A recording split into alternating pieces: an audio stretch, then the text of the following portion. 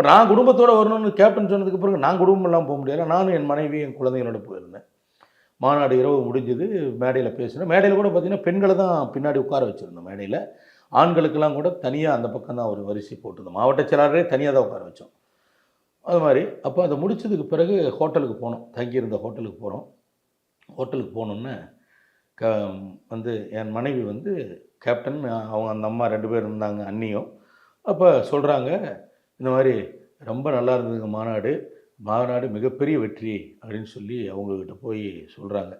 அப்போ வந்து கேப்டன் வந்து என்னை கட்டி பிடிச்சிட்டாரு.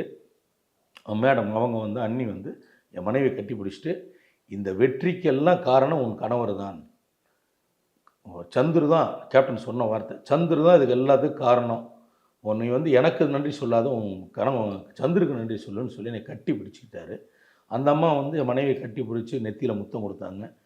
கேப்டனும் எனக்கு முத்தம் கொடுத்தாரு கன்னத்தில். அது வந்து என்னோடய வாழ்க்கையில் சந்துருன்னு தான் கூப்பிடுவாங்க. சந்துருன்னு தான். நீங்கள் அவர் அண்ணன் கூப்பிடுவீங்களா இல்லை கேப்டன்? கேப்டன். முதல்ல அண்ணான்னு கூப்பிட்டுக்கிட்டு இருந்தோம். அந்த கேப்டன்ற அந்த அரசியல் ரீதியாக வந்ததுக்கு பிறகு அவர் அண்ணான்னு கூப்பிட்றத தவிர்த்துட்டு கேப்டன்.